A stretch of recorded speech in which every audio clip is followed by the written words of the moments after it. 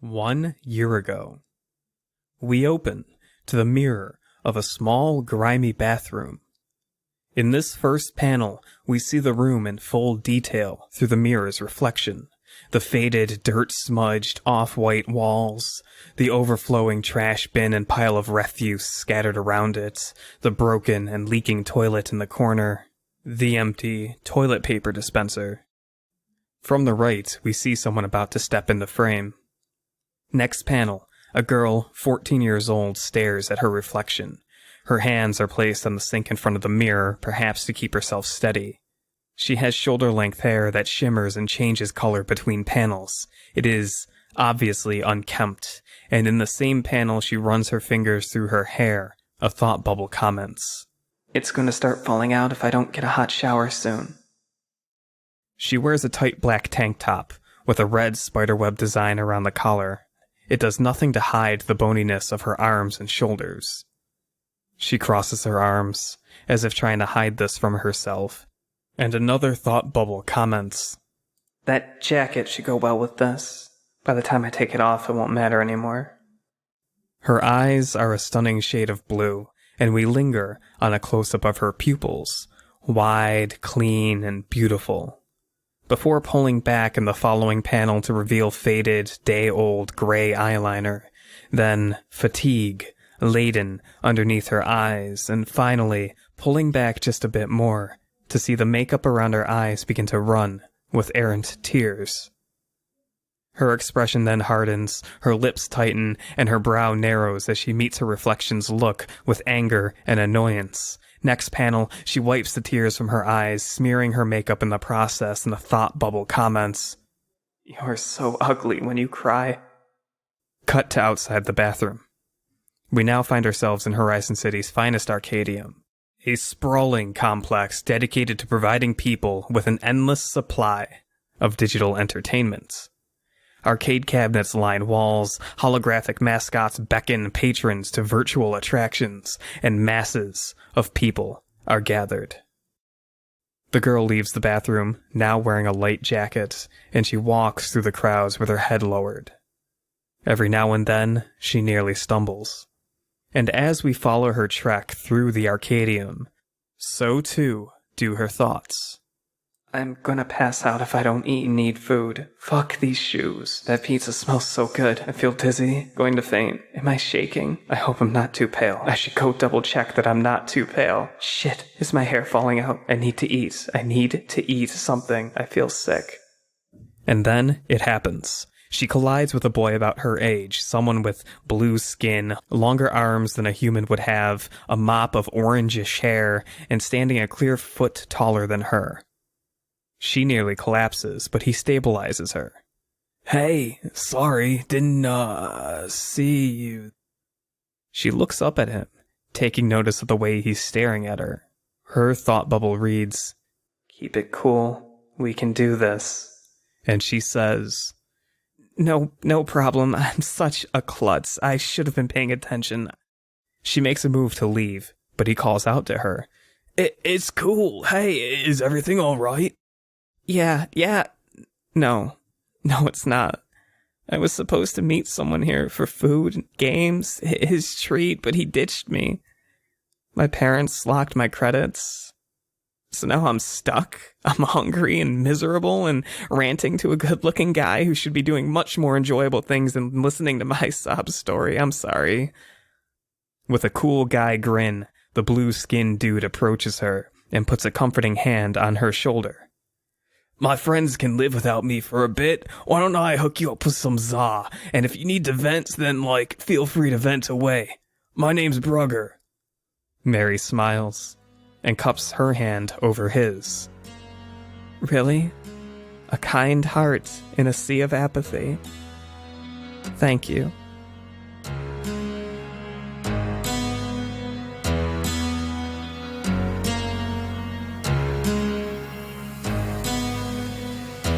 Yeah, how are we going to open today?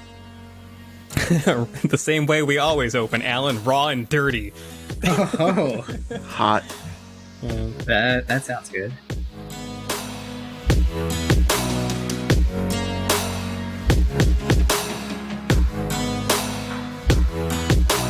Hello, Internet. Welcome to a Critically Accursed podcast where the plot's made up and the roles don't matter. I'm your host, Mr. Critically Accursed. Guys, settle in and let's tell a story.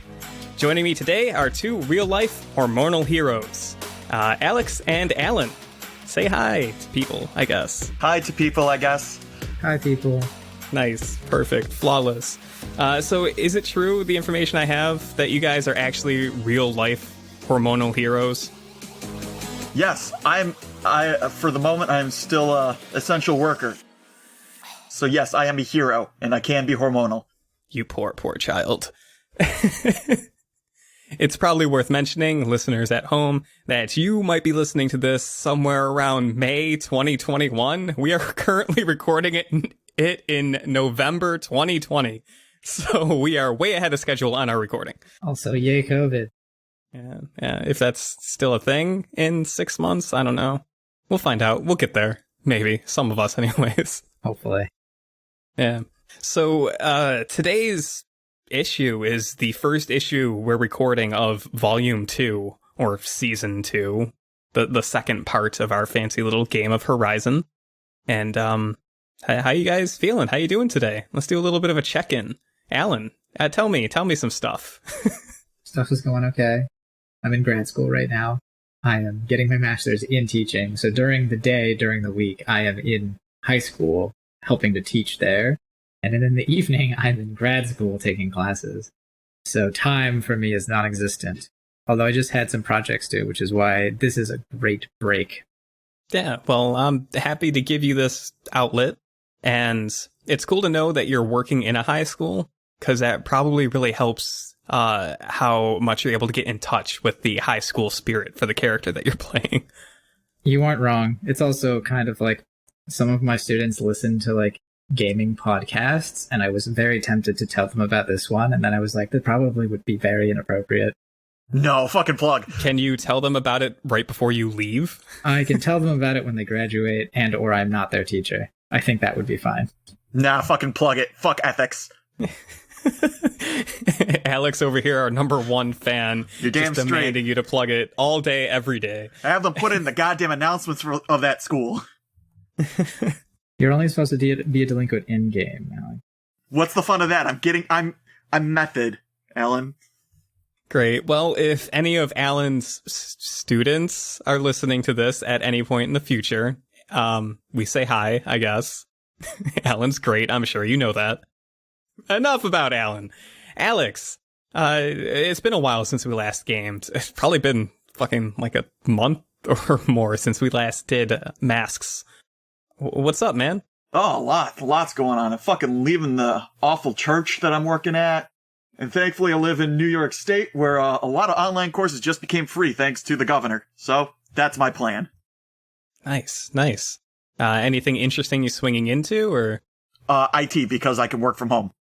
You know what you should really do is you should focus on like audio engineering, doing a little bit of audio editing. Just taking up some classes on that. No real reason. It's probably pretty interesting. I don't doubt they have them, and probably video editing too, Chris. Wink, wink, hint, hint. YouTube channel, cough, cough. Yeah, wow, you could revive the YouTube channel all on your own, Alex. Let's do this. We have a YouTube channel, by the way, with the same name as the podcast. Sigh. Critically Accursed. We got some real good shit on there. It depends on your definition of real good shit. Great. I'm assuming both you and Alan are excited to play a little bit today. Get back into the shoes of Tate Temple and Todd Tabor. You are correct. And hopefully you get us right this time. Nah, I just want to plug. All day or day. We gotta get that Raid Shadow Legend sponsor somehow. Great. Well, I think that was about 6 minutes of intro, so we can swing into this. We've done a little bit of talking. I've kind of set you guys up a little bit before we sat down to record today about some of the things we're going to do and where this is taking place. Obviously, our Volume 1 of Horizon ended with all of those crazy events from Remembrance Day. What follows is we have the other half of October.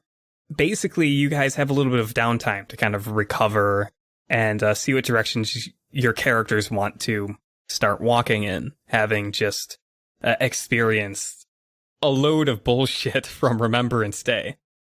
The next big event that's coming up is at the end of the month, Horizon High is doing a Halloween dance for its students. And I'm mentioning this because it's the next big event, it's the next big holiday, and it's probably definitely not anything important whatsoever. But we're counting down to it anyways. We're going to kind of just talk a little bit about what Tate Temple and Todd are getting up to over the course of these next couple of weeks.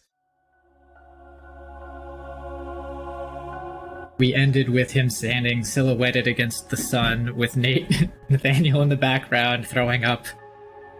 There's some that call him a fallen king. You know, some ancient decrepit thing once brimming with glory and power. The next day starts with all of the background is going to be really, really dark. The colors are going to be super muted and dim. Tate and Nathaniel are kind of spotlit, gold and blue, respectively. In that first panel, when they're talking, it's clear that they're in Tate's bedroom. Word on the miasma is the poor bloke hardly qualifies as human anymore. From that first panel, it'll show him in school. It's still dark, like you see the shapes of everybody going around him. The features aren't filled in, and only he's in detail. In the panel next to that, you'll see him focus, and a person will come into focus also, and you'll see that it's Todd. Tate will look at him and then not say anything. And so the next panel will be him at home again with Nate, similar to the first panel, but the background won't be quite as dark. Allegedly, he was cursed by the gods for misuse of power, stripped of the artifacts he carried, and buried deep underground to fester in self-hate. The next panel will be at school again. It's that same thing of him, like, looking in the crowd, and he sees, this time it's Sky, her Madison counterpart at school. You see him walking up to her, and then at the last minute, he just keeps going. But enough history, mates. Bottom line, this wank is pissed, powerful, and I'd reckon at the beck and call of your, dark patron. The next panel, actually, it's another one. But this time, when Todd comes into focus, you'll see a speech bubble with small words inside of it saying, like, hey. And then when Todd looks around, there's nobody there. So, pop quiz, kiddo. You're staring down thousands of years worth of royal rage all wrapped up nice and neat in mummy bindings. No organs, no breath. Twat probably doesn't even have eyes. In the next panel, it's going to show one at home. You'll see him, like, sitting with his family, and, like, his dad is there, and everything is actually really bright. All of the colors are popping and vivid, and the entire family is there. But the panel right after that, you'll see him look towards where his mom is, and when he does that, everything is dim, because she still doesn't look at him. The point of the matter, mates, is there's not an ounce of life to be found in the corpse. How do you kill that which is already dead? And then you'll see probably the final panel, him at school, and this time he goes up to Todd, and the two of them are standing there with, like, people walking past. And he'll say something like, how are you doing? It's been a while. A little better after the bruise is healed up. I'm glad to hear that. Are you doing anything after school? Because maybe we could hang out. What you thinking? Have you been to the fall biodome lately? The colors are perfect. To look at the leaves and the light through it at sunset. Is this a date? This is not a date. This is what he does after school, and he has no idea how to talk to people. Do we get, like, a quiet panel where Tate just, like, awkwardly looks down because he's not sure how to respond or something? I think he's just like, is it a date? I've never been on a date. I didn't think Todd would be asking me out. And if I may interject into this this nice little exchange, maybe at that point, Todd, your futuristic Nokia flip starts vibrating in your pocket. And maybe it's a message from your sister saying, well, your folks are going to actually be home for dinner tonight. Nothing fancy, but they said they're going to order pizza. Todd will say that he's got plans for dinner, but if Tate wants to hang out afterwards, he's got his number. Tate will have, like, sort of clearly looked down when he's like, oh no, I'm busy. But, like, when he's like, sure, afterwards, you'll see him perk up and say, like, for sure. I'm usually in one of the biodomes after school, and I usually stay until about sunset before going home. Fall and spring are my favorites.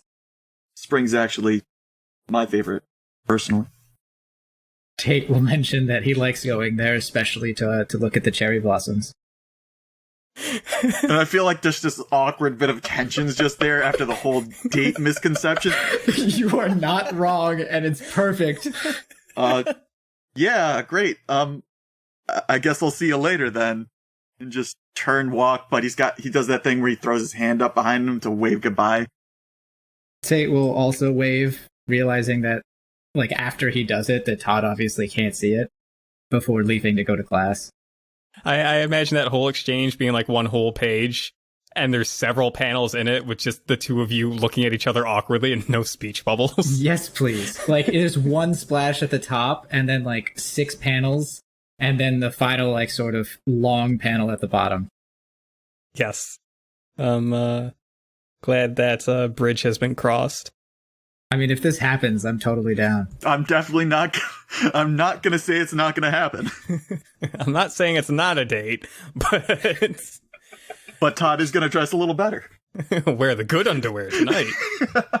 Please, you don't do that on the first date, Chris. I thought you were going to say, please, I don't wear underwear. We can't afford them. We can't afford it. Yeah. Okay. Just to clarify for the listeners at home or wherever they may be, Tate's currently suffering from 3 conditions. Yeah, he's angry, hopeless, and guilty. So he's just like desperately struggling to try to find some semblance of peace in his day-to-day. Yeah, that's one of the reasons why it's so awkward for him, because he's like, all of the stuff that happened is just bad, and so he has this rage in him where he's like, he needs to do something. But he's also guilty because he has hurt people around him, and he's hopeless because he's been told that he's a destroyer, and he hasn't yet been able to figure out how to do things that don't hurt people. Like, he wants to help, he wants to be a hero, but he hasn't internalized what that really means. So he's you know, a complex ball of emotions of a hormonal teenager, and he's trying lots of things and being super awkward at it. But is Todd the easy relief you're trying to fling yourself into? I think Todd is the sacrifice and easy relief that he's trying to find. You're going to help him build hope and also not be guilty. Yeah, so I think right now, to clear guilty, you have to make some sort of sacrifice. And I think Tate's coming out of his shell, his little loner bubble, reaching out to Todd, especially since he's the one who flung Todd down an escalator. Just that little bit of discomfort in putting himself out there, along with Todd not turning his back on Tate's, I think that does absolve Tate's guilt. I think you can clear that condition. Awesome. I was also going to say, depending on how the date goes, you know, other sacrifices might be made. I really hope we have one fan that starts shipping you two real hard. We both have TT, right? Yeah. It's got to happen, Chris. It has to happen. Cool. Switching over to Alex, a.k.a. Todd Tabor. I imagine these are mostly, like, thoughts Todd's had, maybe written in a journal, perhaps. I may not go to my classes still, but I have a purpose now. I'm gonna be the best damn hero the city's ever seen. It's gonna be a long road. That fight with Splice showed me that I may not be the badass that I thought I was. We see an average classroom in Horizon High. Among the students, only one stands out as familiar, A girl with long blonde hair dressed simply in old jeans and a band t-shirt that reads, Taco Tuesday. 3 panels. The digital clock displayed in the classroom smartboard reads 3:28. The girl, Talia Tabor, chews the end of her pen as a speech bubble comes from off-panel. I think that just about does it for today. Any questions? The class packs up to leave, Talia falling behind as a few other students bump into her on their way out. Sure, I got Robbie out of there before that fuckstick could do whatever we plan to do with him. But I got taken out of that fight just as fast. And if I'm gonna be the best, I'm gonna need to hold my own. Maybe, not be quite so rash. 5 panels. Walking outside, Talia finds her brother. Leaning against one of the trees, just smoking. She runs to meet with him, calling out, Todd, sorry to keep you waiting. I got held up. We pull back and watch the two walk away from school together. The fuck took you so long? I swear to God, I was watching the leaves change color. I left something behind in class. I had to go back for it. The scenery changes. They've walked some distance through Horizon City proper. Talia stops at an intersection and says, Here's my detour, unless you want to go do my job tonight. Fuck no, they don't pay you enough. After what happened yesterday, Talia said she was gonna show me how to fight. She's got some free time when she's not working her night job, so I'm hoping that works out pretty well. 1 panel. Talia walks across the street, leaving Todd in the background. Alright, try to stay out of trouble at least, yeah? We next see a series of panels showing Talia walk through Horizon City streets as the sun begins to set. Passing under streetlights, her figure is drawn as a silhouette. The last panel of this series shows a stretch of street, ending with the convenience store at which she works. Snacks and stuff. But she is nowhere to be seen. Oh, jeez. Right now I'm kind of glad that our parents aren't around so much. They saw how bad I'm beaten. They'd think that I was getting jumped every few days I was coming home from school. But hey, I think I'm getting better. I landed a few blows on her the last few sessions. Kind of tough though, you know. I still feel like I kind of gotta hold back so I don't hurt her. She's my sister after all. 1 panel. An empty, dark alley. We see snacks and stuff across the street. Seeing her fight is crazy. It's like she knows what I'm doing before I'm gonna do it. She's got me even using my teleporting when we're fighting. And every time I think I'm about to get her, she perfectly counters all my hits. And every time I ask her, what if I'm gonna fight another teleport? You gotta teach me how to do this. All she'll say is, I'll tell you when you're ready. For now, don't let down your guard. Then she fucking socked me in the nose. This hero shit's hard. 1 panel. An old-timey fire escape. Sounds of footsteps against metal are included. I've been thinking. I still don't know what those manimals are planning to do. I think Splice said something about getting dirt on the mare? I still don't know what the hell they stole from that lab. I really need to try and figure out what the hell they're planning. But I think I've learned my lesson. Last time, I tried going alone, and I ended up getting knocked the fuck out. Thinking forward, I think I got a couple options. I don't know how much I can trust them yet, though. Those guys that I met on Remembrance Day. That Recharge guy seems to be a pretty established hero. That Tate guy, he almost fucking broke my neck, tossed me down that escalator. But he seems pretty decent-natured. Kinda cute, too. I don't know much about that Scott kid. Kinda freaks me out a little, though.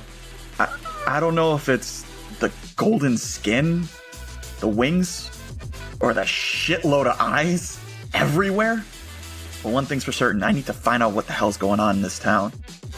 I need to know if the Manimals had a part to do with Mr. Miracle's death. If I can figure this shit out, that's gonna start me up this chain. And no one should count me out. One day I'm gonna be number 1. I should really start thinking about a name. All the best heroes have a really cool name. One panel, the rooftop of a 3-story building. Still in silhouette, we see the figure of Talia stashing her backpack near the roof's access door. A close-up of Talia drawing a hood over her head. Her hoodie glows a faint neon violet. Her face is blurred, her image distorts. And from off-panel, a small speech bubble slips in. A woman screams.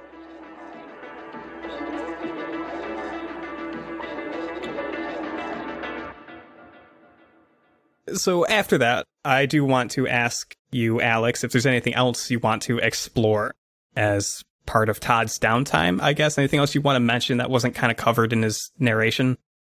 Just that he's probably spending a little more time with Robbie than he normally would, trying to like cheer him up and make him feel better about being an unpowered person. Todd would let him probably win more games. Not like noticeably, but he would definitely let him win in video games a little more often than he normally would. He would probably not be as Todd to Robbie as normal.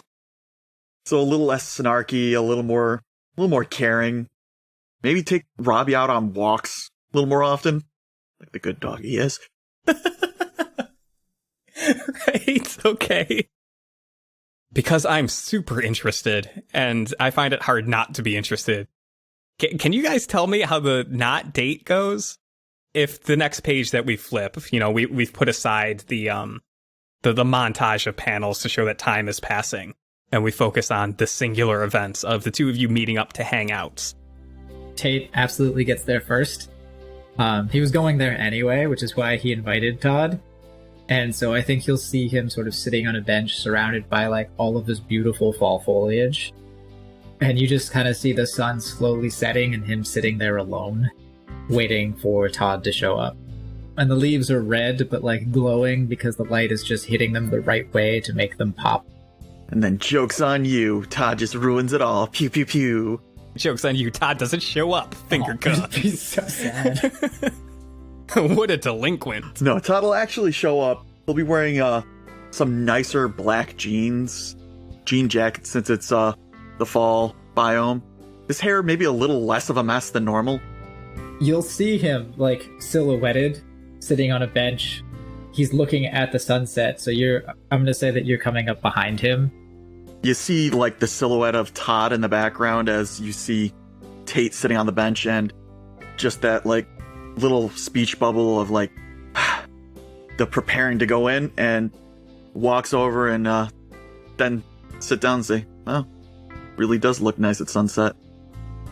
And you'll see like it'll go from silhouette to like actual character faces, and you'll see that like Tate's face just kind of lights up when Todd shows up and sits down next to him. He looks at Todd and then looks back at the sunset. He says, yeah, it's my favorite. I come here almost every day.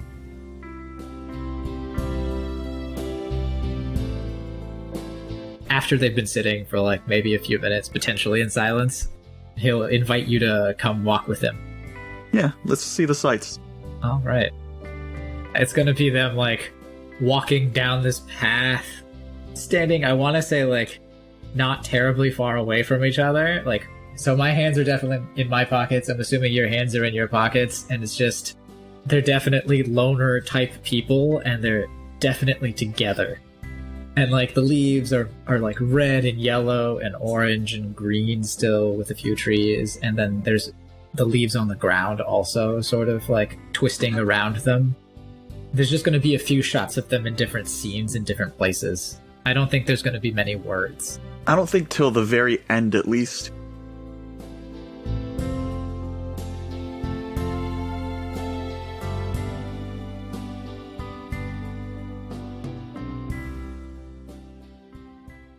So, you want to tell me what that whole thing on the escalator was about? I am really sorry about that. When we were going up the escalator, I don't know what happened, but we had already gotten to the top, and he'd gone into the mayor's office, and we found this angel-like creature there. And your friend was on the ground dead. And when you charged over to check him out, the angel speared you to a wall. And I got angry, so I went and I attacked the angel and I threw him out the window. And when I did that, it was me throwing you down the stairs. So I don't know if that really happened or if it was just in my head. I'm still trying to figure it out. I reacted, and I guess maybe it was just a vision. Maybe it wasn't real after all. Oh, that's pretty intense. Do you normally have visions? I've never had visions. I mean, I've had dreams. I think dreams are normal. Although I will say that since my powers sort of started acting up, my dreams have been much more vivid. So maybe it was kind of like a waking dream. But yeah, I am really sorry. I went to save you, and I ended up hurting you. Apology accepted. It seems like you weren't in your right mind, at least when it happened. You'll see that, like, some tension that has been in him this whole time kind of just dissolves. Your conversation, which is great. I'm digging this whole vibe. It's awesome stuff. You guys are doing perfect, dare I say. So two moves are popping in my head based on this conversation. One of them is obviously comfort or support. However, what I think kind of fits more, even if it's not perfectly on, is the doomed, one of the team moves. When you share a vulnerability or weakness with someone, give them influence over you and ask if they honestly think there's hope for you. It sounds to me like admitting that this vision and admitting to maybe some instability to his power sets from Tate at this point, it is sharing a vulnerability or a weakness. The real question is, if you want to enact this move, Tate, Alan, what would you like to give Todd influence over you? Do you want to start caring about what he thinks about you? I think so. I think this is that moment where he kind of actually reaches out to another person and builds that connection. So with what Nathaniel was saying earlier about, like, how do you kill this thing? And all of the visions that he has so far about, like, this entity of destruction, of this hunger for life, he's realized that this is how you fight it. You don't just take life from everything around you. You build connections so that you can give it back. This is his first step, is he's making a legitimate connection with another person. He's making his first, like, real close friend, potentially. And so absolutely he can have influence. Yeah, and that totally makes sense. And I think from the sounds of it, Todd, in forgiving Tate for his actions, and even by saying, you weren't in your right mind when you did that, obviously, that is kind of affirming that there is hope for Tate. He's not just a monster. He's not just an asshole who's destroying everything around him. No, he's doomed. Kill him. Oh, okay. No, absolutely. Mark potential, man. One more potential and I advance. Pretty fucking close. So, okay. All that aside, interesting character stuff. Alex, I told you to hold on a question. If you don't mind, please repeating it. So, what can you do? What are your powers? You saw what I can do with my teleportation, at least. Let me show you. He'll lead you to, like, a more secluded area. You'll notice that it's a little bit different than the other places that you've walked so far. Everywhere else has been, like, beautiful leaves, etc. And this one, like, you'll see that the trees aren't quite as full. Like, they're not as vibrant. Tate will go up to one of the trees and he'll say, "Watch." And he'll touch a tree. You'll see everything around him dim for a moment, and he will get brighter. And then he just jumps, like, 30 feet in the air. Like, hits a branch, and then just starts bouncing around the trees, like, really fast until he comes back to the ground. Well, damn. And then he'll actually explain it. He's like, "I've been learning a little bit about my powers, but essentially, I can act as a conduit for everything that's alive. And by drawing in their energy, I can power up myself.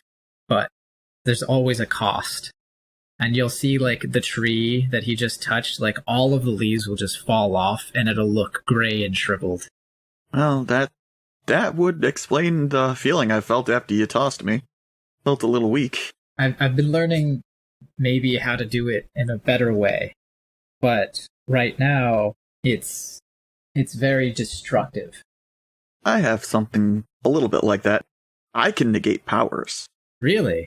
Unfortunately, it's not permanent, but yeah, I can stop people from being able to use their powers as long as they're the source of the power. I don't think I can do much about the gadgets. Tate is now wondering, like, maybe the entity, the evil thing that he has to, that is his doom. Wonder if Todd could cancel it. Right? Like, did Tate just meet the one guy that is vital and key to destroying his adversary? Yeah, like, that is absolutely everything that's going in his mind right now. So Todd, you'll, like, after you say that, Tate will just, like, go blank for a panel or two. During that panel, he will definitely say, but keep it a secret. I don't like people knowing about that one. I like people thinking that I'm a one-trick pony with my teleporting. Tate will nod slowly. Let me tell you a story. And then I'd like to do a fast forward, just because we don't have to do the full exposition again of all of his stuff. Like, you'll see that the sun will have set by the time it's done, so you'll be in the dark. He'll tell you the source of his powers, and that one of the reasons why he's nervous about using them is because if he overuses them, he will become basically the bad guy. He'll become an avatar for this evil god. But if he doesn't use them, something's going to hunt him down and kill him. And so he wonders, maybe if that happens, you'd be willing to help him out. Todd will stick out his hand for a handshake and say, you got my back, I'll get yours. I got some plans for the future too. Tate will, like, take his hand in a firm handshake and, like, look him straight in the eye. Be like, you're on. Big smile. This is a beautiful bromance. Yeah, I mean, that's a powerful panel to, like, end the section on. You get that nice, was the Schwarzenegger hand, bro handshake. Oh no, Todd is way too skinny for that shit. Oh, it's just a couple of skinny boys trying to do the manly handshake. Well, I think I don't think you see the shake. I think you just see them, like, clasping hands. Like, the panel would be, like, from the waist up. So you see, like, the hands are at the bottom and then their faces, and, like, it's dark, but they're still sort of lit up. And then you see that it's just a street light. Yeah, so we've officially, I think for the first time in this entire story, we've officially established, like, a concrete team dynamic. Like, it's official. Like, if you two had future Facebook, you'd mark teammates off on future Facebook with each other. To frame the next section of issue number 16, we flip the page, we're at a spring biome, and it's Tate Temple and his good buddy, the Soul Seer, aka Nathaniel, aka Nate, aka not John Constantine, trying to tap into some of Tate Temple's powers and potential and see what he can do and really hone some of his skills. Nathaniel's understandably kind of just sitting against a tree, kind of guiding with gestures, and, like, he's talking, but we don't have speech bubbles. It's just kind of a montage. I feel like Nathaniel, since he's more of, like, the spiritual side, probably will have him do things like meditate and sort of do a little bit of inner focus instead of all of this external stuff that Tate sort of feels comes naturally. At first, he'll just be sitting, like, on the grass, and I'm assuming Nathaniel will just be lying on a bench, like, saying things, obviously. And as he's saying things, I want just a series of panels where the world around Tate grows steadily darker, because he's focusing, like, he's not necessarily using his power to take energy, but he is constantly focusing on it. And anytime he does that, obviously everything around him fades. So he's trying to figure out how he can harness his power, but maybe internally instead of externally. We might see a panel with Tate sitting, like, in front of Nathaniel, kind of cross-legged in, like, a meditative state, and Nathaniel just, like, reaches into his coat and pulls out a flask and holds it over to Tate. Like, he takes a swig and then passes it to Tate. Tate will be like, I don't think so. And my dad would be really mad at you. Your dad's already mad at me. He takes another swig, but he'll put it away. So we get a few panels like that, just a glimpse into the training exercises that are steadily becoming part of Tate's day-to-day life. Yeah, and I think he also, like, in case Tate is ever in a place where maybe he can't draw energy from around him, they're doing things like, here's a branch. Try just sucking the energy out of this and doing stuff so that, like, you know, he can have something around him that's like a battery almost. Like, he can just suck in all the energy around him. That's super easy. But control is the hard part. So at the end of that montage, we get a few more panels kind of as a transition, leading away from the spring biome. Tate and Nathaniel walking through the streets, catching a free ride on one of the luxurious public transport buses. You get little snacks and everything. It's great. And eventually getting dropped off, probably in the neighborhood of Tate's house, walking through the neighborhood and approaching your home. I imagine it's late, maybe around dinner time. Nathaniel's probably really into making it back for dinner. There might even, while you guys are walking, there's a speech bubble from him. You know, I'm going to be pretty mad if we don't make it back for your mother's mac and cheese.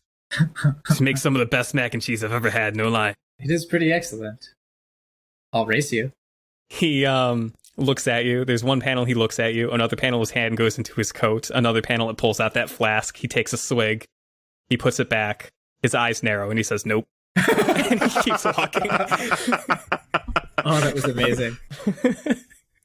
I'll be stunned for a moment just because I was ready and then he didn't. So I'll just take a few steps to catch up with it, but then we'll just continue on our way.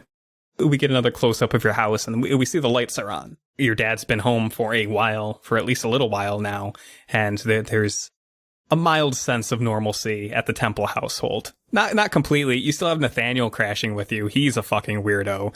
You still have that thing with your mom that's going on. You know, your dad was missing for a while. There's still tension and odd stuff there. But there's a little bit of warmth slowly returning. So we get that front shot of your house, and then the next panel is, you and Nathaniel opening the door, and we see some speech bubbles. We hear some voices, and maybe some clanging of dishes and cutlery from the kitchen. We see a speech bubble from your dad that says, I missed you a lot, but yeah, I really missed your mac and cheese, honey. And we get a speech bubble from your sister that says, can I eat in my room? And a speech bubble from your mom that says, you cannot eat in your room, Sky. No. And then another speech bubble from someone else. This smells delicious, Mrs. Temple. I'm so glad you were willing to have me here. But I think I heard the door open. Tate must be home. And then this does not faze Nathaniel at all. In the follow-up panel, he continues strutting in as nothing's out of the ordinary. He doesn't care.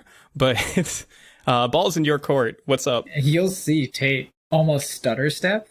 He's like, oh yeah, the normal family conversation. And then there's what? Who's that? And Nathaniel leaves him alone, so he's just a step behind when he walks into the kitchen to see who this stranger is in his home. Sure. And as you follow behind Nathaniel, Nathaniel does say as he walks into the kitchen, I was missing you, Mrs. Temple, but I think I was missing your mac and cheese a little bit more. And he goes and takes a seat at the table. And when you walk in, you see your family there. You see Nathaniel, he takes a seat, his back's to you, and he's already digging in. He pulls out his flask, he sets it where a cup would be for someone to drink. He's going all in. Your sister's sitting on one end of the table. She has your plate all done up. She looks mildly pissy, but maybe it's just a teenager thing. Whatever. Your dad's in the other end of the table, and he's just full of warmth. He's honest to God, happy to be here. Then you see a familiar face. It might take you a second or two to register who it is, because she's dressed completely differently than the last time you saw her. Oh, no. No longer wearing quote-unquote hot topic attire. Her hair is a bit more wavy this time around. Secret agent woman, right? No, not the secret agent woman. It's the young girl that you encountered at City Hall that basically tricked you. Yeah, the Spider Woman. Yeah, the Spider Woman. She's there. She's in this lovely pastel pink dress. Her hair's done up nice. She's wearing bright makeup. She has a plate of food, and she's smiling in your direction when you walk in. And Tate is just floored. There's going to be a thought bubble of she looks familiar. And then probably another thought bubble that shows her as she was before. It's one of those thought bubbles that has the comparison of like who she is now and who she was on the other hand. That's exactly. Like an equal sign between the two with a question mark. Exactly. And he'll be like, what are you doing here? Her smile lessens a little bit, but she says, I hope you're not mad, sweetie, but I wanted to surprise you at home. I know you wanted to introduce me to your family, like, together, but I thought I'd catch you here and we could just do it tonight. She's definitely looking at you a little bit coy. Like she holds you in her gaze for a little bit, but then looks away and then looks back at you. It's at this point that your mother speaks as she's putting maybe a basket of bread on the table or something. Tate, you never told us you had a girlfriend. Why would you try to keep such a sweet young girl like this a secret? And she's looking at you. Your mother is looking at you with this soft smile and like taking in your family as a whole, minus Spider-Woman, minus Nathaniel. You catch a strong glimpse of what your family used to be. You're so mean, Chris. Yeah, fuck you, Alan. Tate like opens his mouth and closes it a few times. He's searching for the right words to say. This is where I would, in D&D, love to make an insight roll on the Spider-Woman. Like, what is she trying to do here? There's a couple of things you could do. The most appropriate is probably pierce the mask. If you want to stand there with your mouth agape and just like, what are you doing? Like in your head, and watch her. But I almost want to hear you interact with the scene a little bit more. That's totally fair. It's really like, his mom, though, is like, he's focused on that. From his perspective, like, she is going to be front and center, but you're going to see the other, like, Spider-Woman behind her. And your mom, like, as you're watching all of this and focusing on your mom, she steps aside and she, like, gestures and she has a place set at the table for you. She's not set you a place at the table in a year or so. Like, she's never went out of her way to do it. It was always like, food's here, go grab your own dishes, do whatever. Of course, it's right next to Spider-Woman. Of course it is. I think Tate at this point is going to say something like, This is so because he doesn't want to ruin it for his mom, but he also has no idea what's going on. So he's trying to play along, but like, because he wants his mom to still like him, but like, he is concerned about being poisoned again. Just seeing Spider-Woman here with your family out of the blue, I could see throwing you off, which is why I did it. Yes. I mean, I did it for other reasons, but I was also super psyched about this particular scene. You're so mean to me, Chris. So I'm thinking, why don't I give you some time to process that, and maybe let's switch gears a little bit and get Todd started on his first scene, and then I'll jump back to you about halfway through, and we'll just kind of keep rolling. Yeah. Oh, I can't wait for fucking Tabitha to be waiting for me at home. Mr. Tabor, Toddy boy. Todd Yule, thank you. Todd Yule? Oh my god, that's my headcanon for his full first name now. 100%. Todd, you've just, you've walked with your sister from school on this particular day a little bit, and she just departed to go to her evening job at Snacks and stuff. What does Todd get up to when she leaves? This is basically picking up right at the end of where we left off her little narrative stuff at the beginning. I'd like to imagine at this point they kind of have like a regiment set where it's like, all right, on days when you can train together, we're going to spar. I'll teach you new moves and stuff. But on days when you're off, I doubt you're going to listen to me. But at least an hour a day, you got to go and spend practicing. So Todd's going to go wear himself out.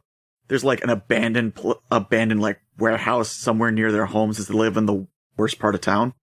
So he'll head to their normal like training spot and he'll spend a good hour and a half practicing the moves she's taught him, mixing in his powers, trying to think of new creative ways he can try and best her. Can you give me just like a few snapshot panels of some of the stuff? Like, is he doing Mortal Kombat uppercuts? Is he like teleporting behind things and kicking dummies in the spine? I feel like it's a mix of stuff. He might take a little bit of inspiration from Mortal Kombat, a little bit of like Raiden-esque Scorpion moves where it just like poof behind and into the uppercut, poof above to a kick down to the ground. But I think mostly right now he's trying to focus on the basics, trying to get those down as best as he can. back in old times, they had those like rotating dummies for practice, where you would hit them and then it'd spin around and you try to have to deflect the blow. And the harder you hit, the faster it comes around. A lot of practicing with that. So bruises on like his forearms from blocking and stuff like that. A lot of sweat. Maybe as time goes on, even though it's October, he ends up having to like take off his jacket and stuff. So he's really putting a lot of himself into this. Probably far more than Talia even expects. Killer. Question, out of curiosity, does he listen to music while doing this? Oh, absolutely. He's listening to the reunion album of Limp Bizkit.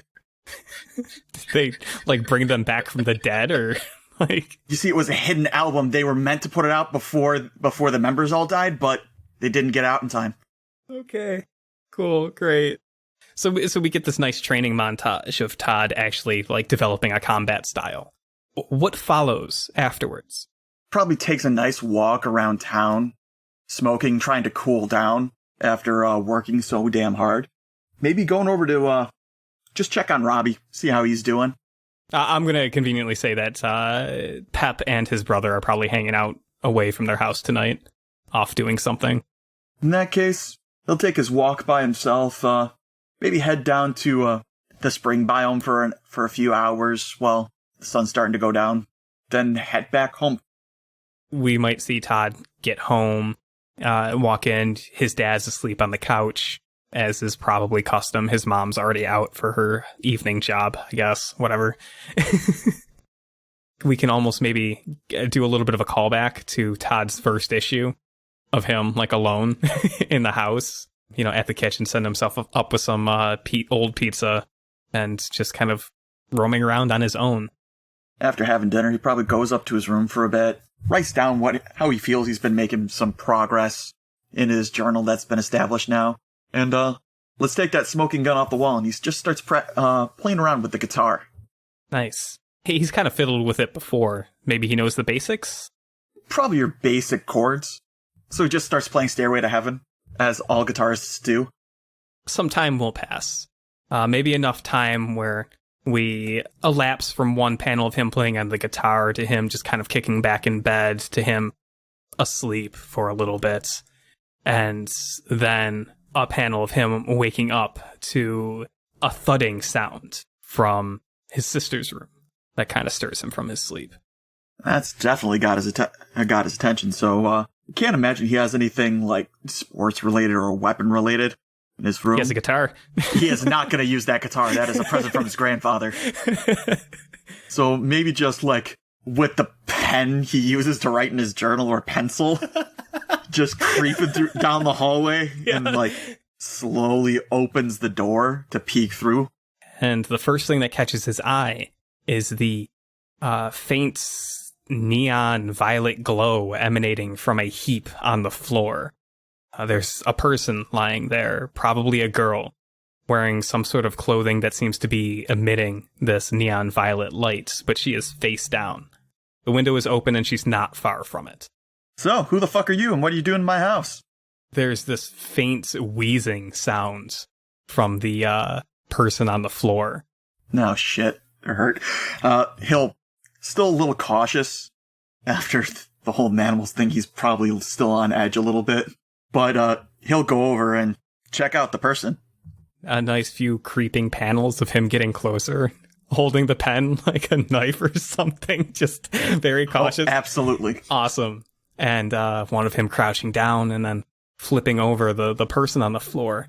And the light from the like hooded sweater that they're wearing flickers a few times. And you can see this person's face is at first masked by some sort of like digital illusion. I imagine it kind of like some sort of projector built into the clothing, maybe, that just throws up basically a Sims nudity blur over the face. But once you flip this person over, it kind of scrambles and flashes, and it's obviously on the fritz. And when it dies down, the face is Talia. It's Talia lying there, and her eye is black, and she has a trickle of blood coming from her mouth and bruising on her cheek, and like you can tell her breathing is strained, and she's not conscious. Oh, what the fuck? What'd you do? He'll pull the hood down, run to the bathroom, get a glass of water, see if he can try and wake her up. And I think once you get a glass of water and you start coming back and you walk into the room, you're moving over to her, you hear the buzzing of a shitty futuristic Nokia flip. And it's not yours. You don't feel it buzzing in your pocket. Or it's not coming from your room, wherever your phone is. It's definitely coming from her person. Well, she's not conscious enough to be mad at me, so... That's the spirit. You set down the water, you search her for her phone, you pull it out, and you see on the caller ID, it just says, Grandpa. That's a great point to cut back to the awkward dinner party at the Temple household. Alan, set the scene for me. We totally pick up, like, I'm sitting down next to Mary. Like, dinner is almost over, or, like, the main course has been eaten, and now we're, like, having some sort of dessert. Cookies and tea or something like that. You can see that everybody is talking, and Tate still has not been able to come out of his own head. Where he's just like, what is going on? Like, is she here to, like, backstab me again? Does she feel bad about what she did? Like, for real this time? Like, how did she approach my mom? Why did my mom listen to her? Like, what is going, like, and then he'll be recalled to the scene, I guess, again, because his mom will say something directly to him. And he's mostly just been, like, avoiding having to talk by just consistently eating the whole time. Right. And I think a little bit of that in some of these panels, we probably get a few of the, a few, like, snapshots of some of the conversations that are happening around the table. And her name is Mary. If it didn't come out in-game before, it definitely comes out at some point at the dinner table. For sure. And she's talking to your sister, Sky, about volleyball. So they actually seem to be hitting it off a little bit, with Mary talking to her about volleyball, talking to her about student council, I guess, stuff like that. In Tate's head, he didn't even know that Mary went to their school. yeah. It quickly becomes clear that, yeah, she totally does. And let's see what grade she's in. She's a sophomore. Okay, so you're below. Your parents are, like, talking to each other, but also talking to / at you. Nathaniel's not saying much. He's mostly, honestly, while you're staring out into the void, Nathaniel is staring at you, kind of bemused. Uh-huh.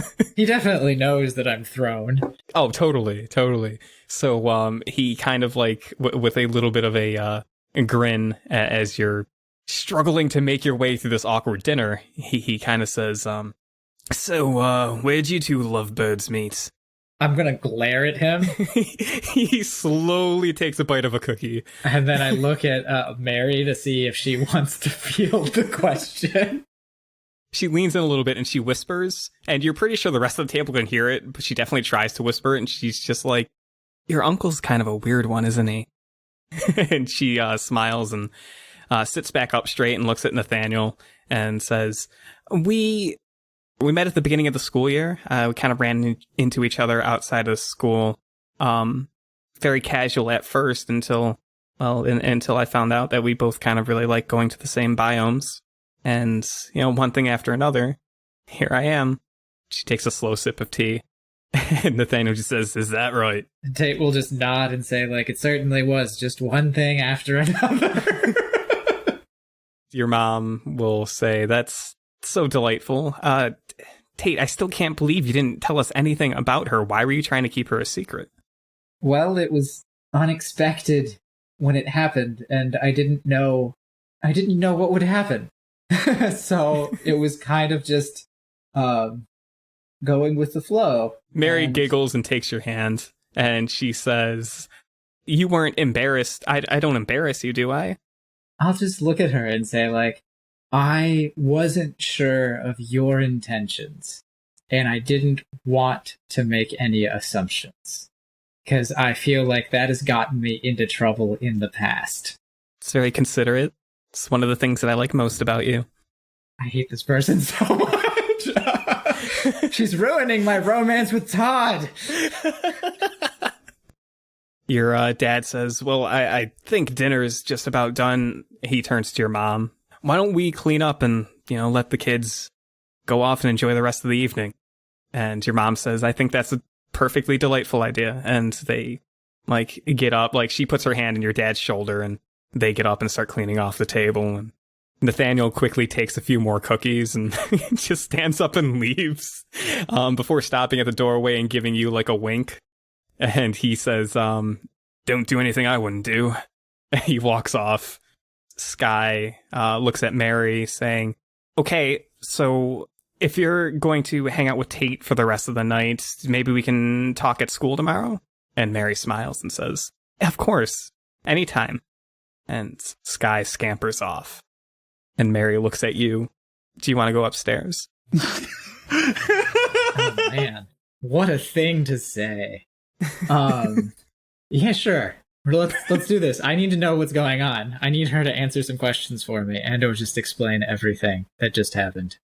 I'll lead/follow her upstairs to my room because it feels like she already knows where it is. If you walk in first, she will close the door behind you too.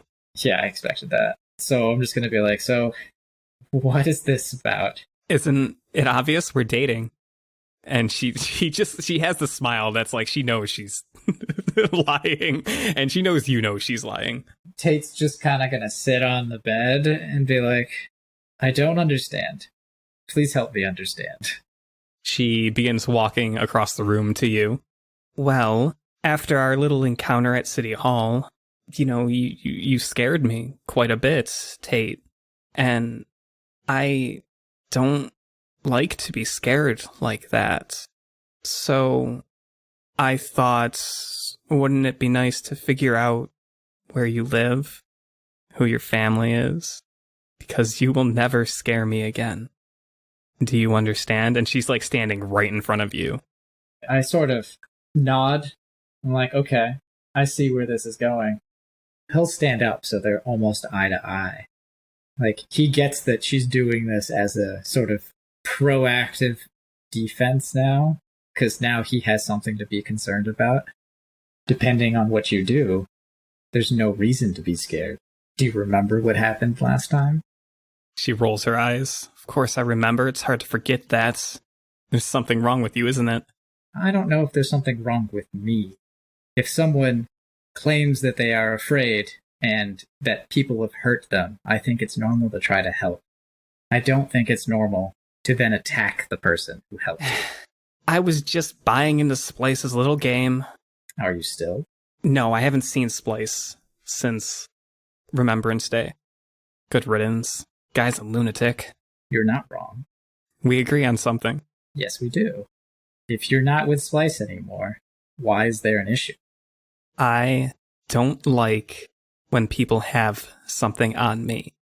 So I need to make sure that if something happens to me, the people I know where your family is.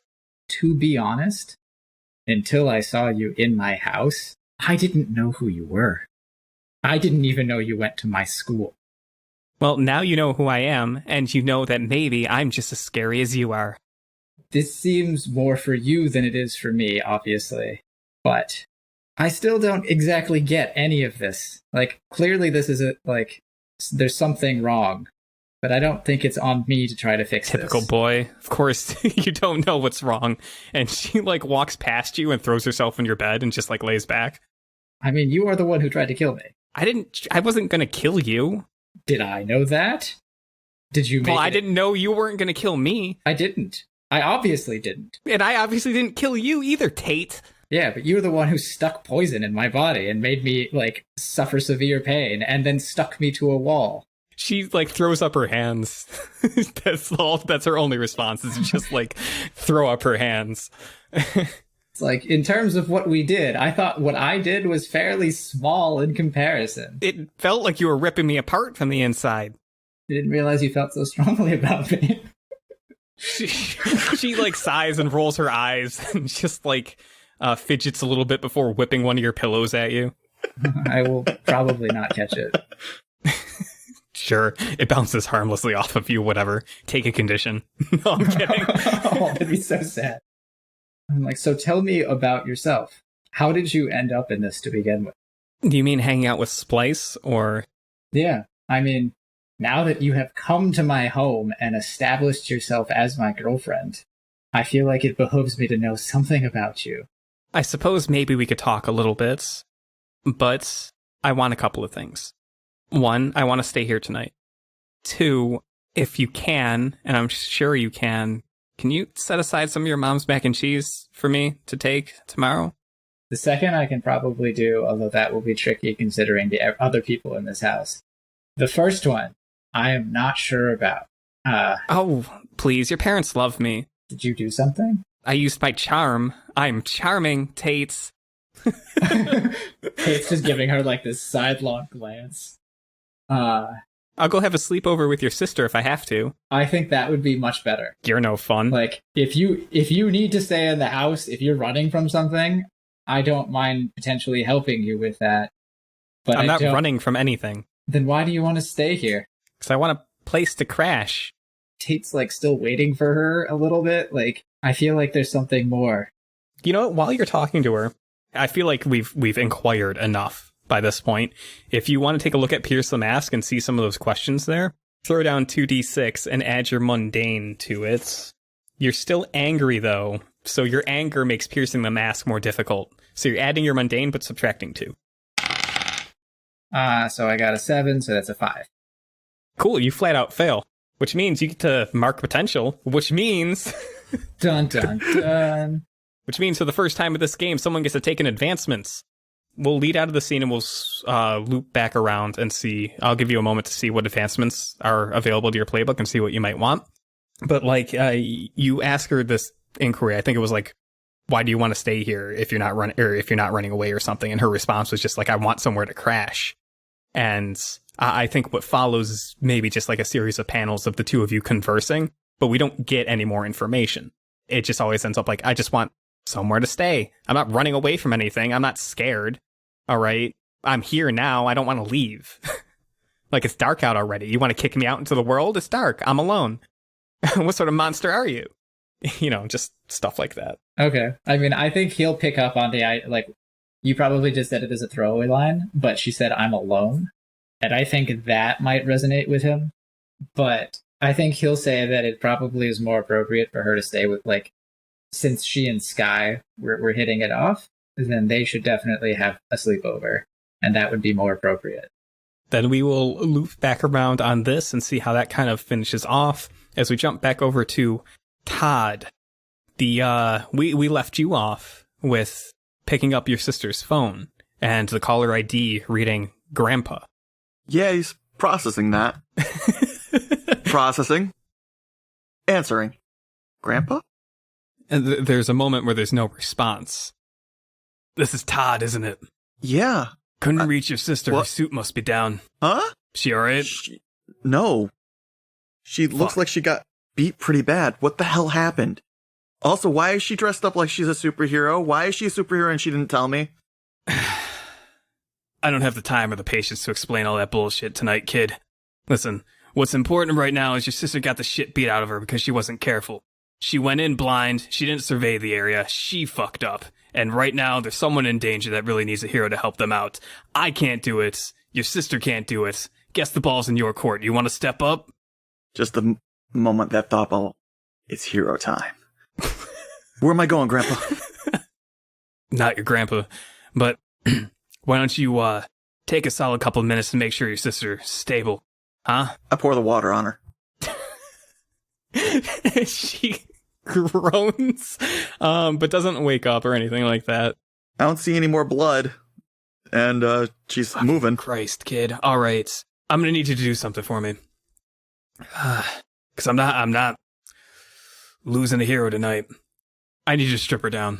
We have to bandage her up, and I'm not there to do it. So, I don't subscribe to those kinds of sites. Not all the way down, dumbass. Oh, you mean just the suit? Oh, okay. Oh, I guess. And yeah, Todd will try and figure out how to take the suit off of her. And I think we get a few panels that follow of just like Todd being walked through, like bandaging someone up and like seeing if her ribs are broken or anything like that. The weird dude on the phone walks him through the process. Little thought bubble. She tells me I have to be careful, and she just goes and gets her ass kicked. Am I about to get my ass kicked? I'm not as good as she is. Fuck. By the end of the montage, maybe we have like rudimentary bandaging around her ribs. A rib or two is definitely broken. Some of her cuts kind of bandaged up, her suit tossed aside, and maybe her not laying on the floor. Yeah? Yeah, I could probably move her to her bed. And the quote-unquote grandpa that's on the phone says, "All right, that's probably about as much as you can do, huh? Now, you probably don't have a suit, no? No, I'm not the suit kind of person. Got something with a hood? Got a mask?" Yeah, one sec. Just go grab a hoodie real quick. Okay, now what? "I'm gonna direct you to a location. Bunch of creeps kidnapped a girl. All right? Thing you gotta do is get in there and rescue her. I don't care what you do to these assholes. But there's someone who needs a hero tonight, and you're the only one who's gonna react. So, I'm gonna get you some coordinates, let you know the address. And, kid, we're dealing with right bunch of bastards. Call themselves the Grey Ghost Syndicate. They ain't gonna hesitate in taking you out if you mess up. It's a miracle your sister made it out." Wow, what a dumb name. But yeah, I'll be careful. "Listen, kid, all villains have dumb names. A lot of heroes have dumb names too, come to think about it." And you'll get a message on the phone with an address. It's actually not too far away. Probably outside of Eastwood, but still kind of in a crappy neighborhood. It's the address to a restaurant, a small-time restaurant called Salty Tears. Todd's gonna just teleport out the door so he doesn't wake up his dad and head off to go and try and be a hero. Now, as you're going, like, this guy hasn't hung up on you yet. He's still on the line. Is there anything you want to ask him or talk about? Who are you? If you're not my grandpa, then who the fuck are you? I'm an old superhero from way back in the day. You know, when being a hero meant getting the job done the right way, by scaring the piss in the villains. In them? Yeah, by scaring the piss straight into villains. His response is, yeah, the lucky ones. Yeah, that's great and all, old man, but who the fuck are you? I went by the name Chimera. Right now, I'm your sister's mentor. So she's what, your protege? You could say that. I ain't gonna be around forever. Oh, okay then. Got any advice? Don't get fucked up. If they take a swing at you, duck. If you can't duck, move back. Alright, 5 Ds. Duck, dodge, dip, dive, and dodge. Close enough, kid. Your sister's a real piece of work. She's been coming along pretty well, but I guess even, seasoned heroes can fuck up once in a while. I hear she's been training you, though. Yeah, she's been teaching me how to fight. She have powers? Yeah, she does. She can, short-range teleport. Call it blinking. Oh, that bitch, she's been holding out on me. Here's another pro tip, kid. Heroes lie. They do it a lot. That's fucked up. Heroes are supposed to be the good guys. They shouldn't lie. There are no good guys. See, that's why I stay away from cigars. As he lights up a cigarette. So how long has this been going on? 2 years now, give or take. 2 years? Did I stutter? Oh, she's gonna have some explaining to do when she's conscious. Sure, if she ain't dead when you come back. Wasn't that the point of the bandaging? Bandaging aren't miracles, kid. In case you haven't heard, this city's straight up out of miracles these days. Ha! Yeah, that was a pretty good one, huh?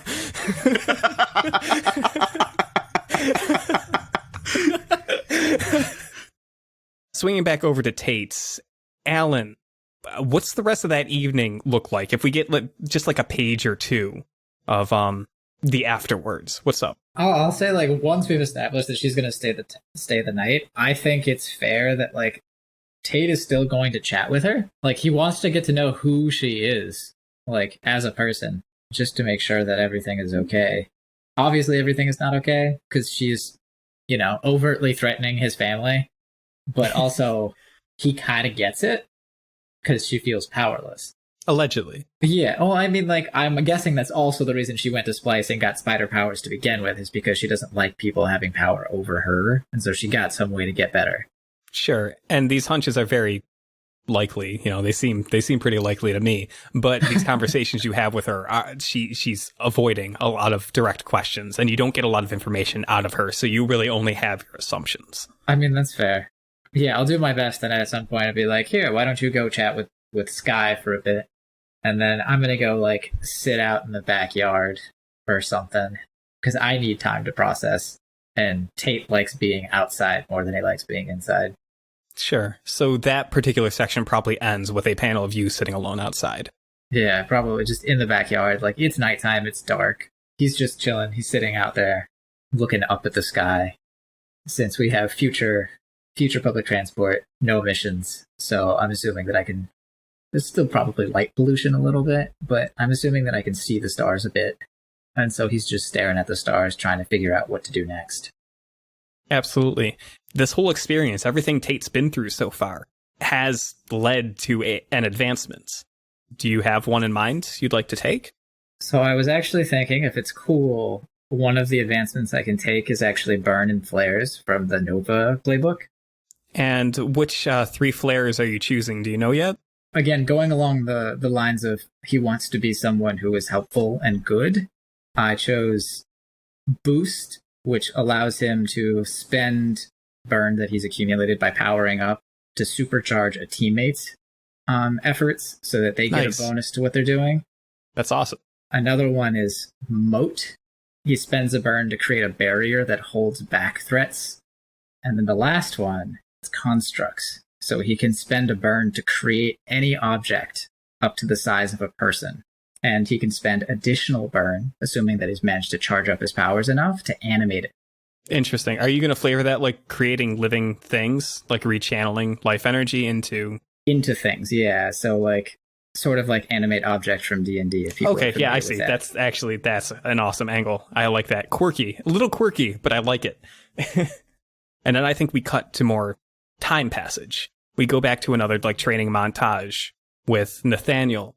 And I think it's during this particular montage we see kind of a power breakthrough where Tate develops access to these powers. You know, he learns how to channel life energy and build it up and then use it in these different ways, these ways that are completely different than he's ever done before. And we see a little bit more on Nathaniel's part of like actually engaging in the training, like standing over you and guiding you, like a hand on your shoulders and meditating with you and stuff like that. An unknowable yet short passage of time thereafter, this montage covering it, maybe a day, maybe 2, maybe even 3. The tail end of that montage, Tate and Nathaniel come back home. It's dinner again, but it's just your family. And we get 1 or 2 panels just to set the mood that the family's pretty normal now. Like, for everything that's happened, Mary's presence, the fact that your family thinks you have a nice, sweet girlfriend has really kind of like returned things to some semblance of normalcy. Like, yeah, you have this dark power, but he's still a normal kid. You know, he has a girlfriend. That's what I guess that's what families want out of their kids. I don't know. And maybe after that, we see a panel of Tate in bed, you know, just thinking again, staring off into the darkness in front of him towards the ceiling or whatever, falling asleep, and then waking up to his phone ringing. Answer it immediately. And it's late at night. We might catch a glimpse of it being like midnight or so. I do like midnight escapades. And you pick up and you immediately hear it. It's Mary on the other line.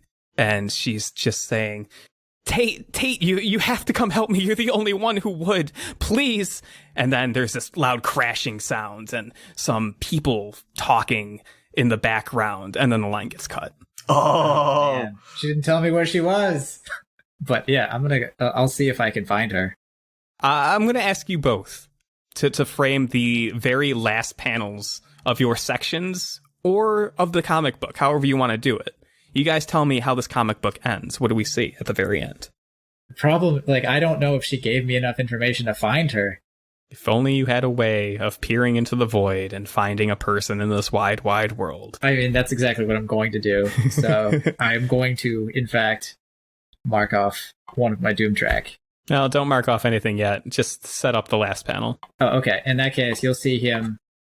He'll be like, she didn't tell me where she was, but I think I still have one way to find out. And he'll do that meditation. And so you'll see everything around him. It was dark, obviously, because it's the middle of the night, but it'll do that fading that it does when he uses his powers, and you'll see it glow. And then I want there to be like a little thought bubble that says, there you are. Yeah, I think that's good. And for Todd's, it'll be like that slash of Todd on the screen calling. You'll see Tate's name on it. I think I'm going to need backup. If it's a full page almost splash, but it's cut diagonally from corner to corner. Yeah. It's kind of how I was thinking. Especially if you're looking down at your phone, then you would be the lower portion, like, oh, okay, I need backup. And then I would be in the top portion meditating with a thought bubble of like, found you. And that's where issue number 16 of Horizon, A Story of Heroes and Hormones, concludes. And we will see how the dynamic duo deal with the Grey Ghost Syndicate next time. Boy, are we dipping into the hormones part, though. Boy, are we. That was chock full of hormones. Give that a nice squeeze, it'll drip. I mean, this is what it's like. As someone in the high school now teaching 10th, 11th, and 12th grade, even remotely, you can still get it. I remember well just coming home one night to find out that I have a girlfriend.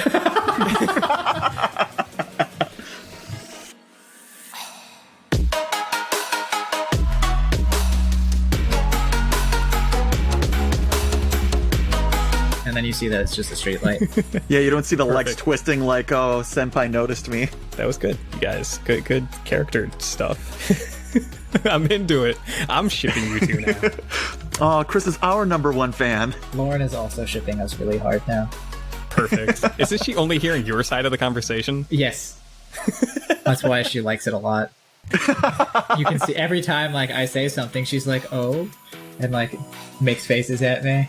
Like That's she's great. Really excited for what's going on. She doesn't know what's happening, but she knows what I'm doing at least. Awesome. I love it.